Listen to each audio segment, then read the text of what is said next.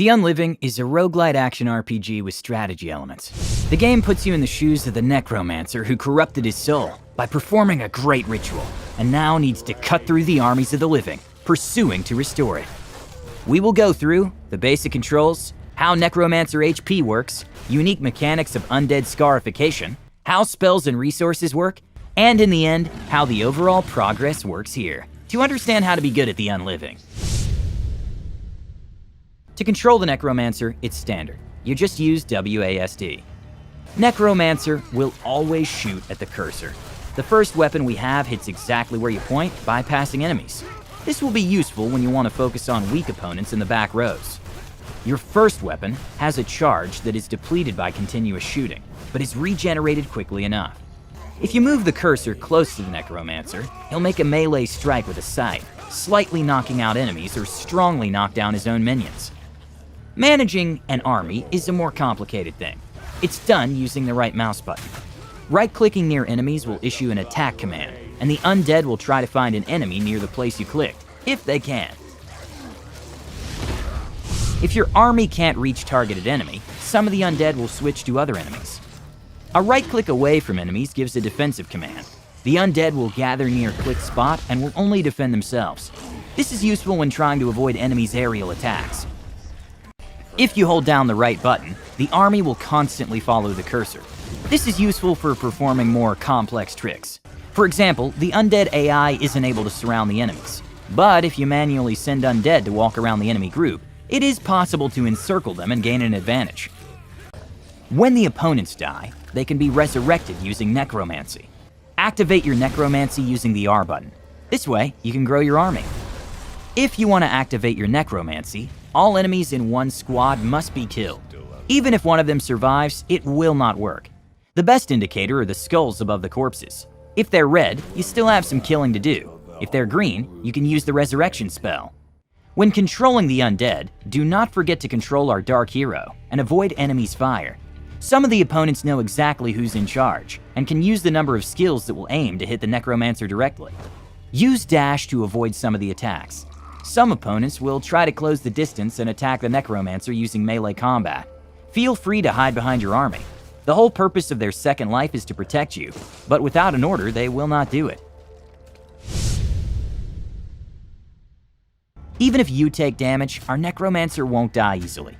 His health bar consists of life sparks and phylacteries, which have a few twists. If the NECROMANCER takes a little damage and loses health, the bar just decreases consequently, and nothing bad happens. These kinds of wounds can be easily healed. There are different ways to recover, and the easiest one is to pick up life left from freshly killed enemies. But if you get a lot of damage, the life spark will break like a flask. It doesn't matter how much damage the NECROMANCER takes at once. It will be a maximum of 1 life spark. After that, the NECROMANCER will become invulnerable for some time. Also, each life spark contains a unique spell that will be released when destroyed. This can be one of many effects. For example, stunning all enemies in the area or summoning blood warriors. But when the life spark is broken, the maximum health of the NECROMANCER will be temporarily reduced, and the usual healing will not help here. You'll need to find a new life spark. When picking up a life spark, you can choose one of 3 effects that will occur when it's destroyed.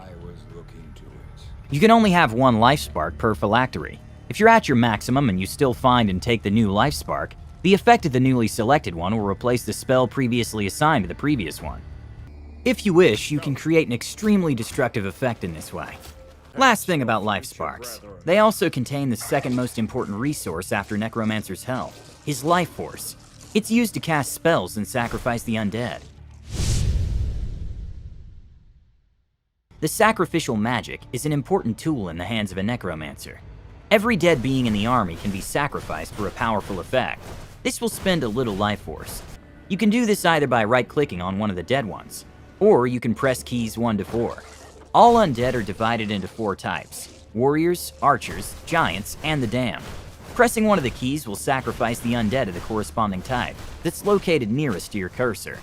It won't be as accurate as hovering, but much faster. Despite the division by type, each undead sacrifice has unique features. For example, by sacrificing a priest, you can restore the nearest undead and heal a NECROMANCER. And by sacrificing a werewolf, you can make all enemies go berserk and attack each other. Sacrifice the undead without regret. Firstly, they exist to do as you command, and secondly, you can't just stockpile the dead. Those who are raised by simple necromancy will gradually decay. If you want a huge army, you'll need a good pace and careful planning. Also, each sacrificed undead leave ashes behind. It's a special resource that can be used to improve the cursed weapon, or convert it into gold.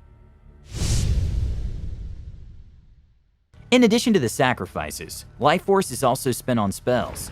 They can be obtained by collecting essences. When picking up the essence, you can get new spells, and also improve ones in your portfolio. This happens if you get the same spell that you already have, or if you received an enhanced essence from one of the difficult trials throughout the game. There are 4 types of essences: blood, bones, echoes, and vitality. They most often contain spells of the corresponding type, and consume the corresponding combat resources. Combat resources, unlike vitality, cannot be stored. They are generated on the battlefield, and remain where they appeared. Blood appears when you attack living opponents. Bones spawn when undead take damage. Echoes remain when any unit is destroyed. If a spell requires a resource, it will consume what's available around the necromancer. Some of the rare abilities require corpses. A corpse consumed by a spell can no longer be resurrected, but the effect is usually worth it. Resources are also required for sacrificial runes to work. These are special spells that are assigned to each type of the undead. Sacrificial runes trigger at the same time as the sacrifice, if there are enough resources around. There's more ways to make your necromancer and his horde more powerful. During your playthrough, you will find valuable necromantic resources, Archi and Prima. Archi is obtained from a large concentration of dark energy. It comes as a bonus for a large number of resurrections, and is given to you at the end of a run. These resources will be needed to restore the necromancer's citadel and allow him to return to the old status of power. Majra will help you to discover more life sparks. Nazrael will craft weapon enchantments. And the most powerful power-ups can be unlocked using the necromancer's throne. Here they lie combined in pairs, and only one of the 2 can be active at the same time. The powers that the necromancer receives when restoring the throne significantly affect the in-game mechanics and change its pace. For example, with the Cleric Bone, all received treatment will additionally restore vitality. And the Sacrifice Booster will help you to use the minion sacrifices to interrupt the enemies when they're preparing for special abilities. But resources alone will not be enough to gain access to all the power of the necromancer. Some power-ups will become available as the necromancer progresses through the story and restores his shattered soul. This might require hitting certain criteria, for example killing some bosses a few times. But fear not, you are the necromancer, and no one stands in your way.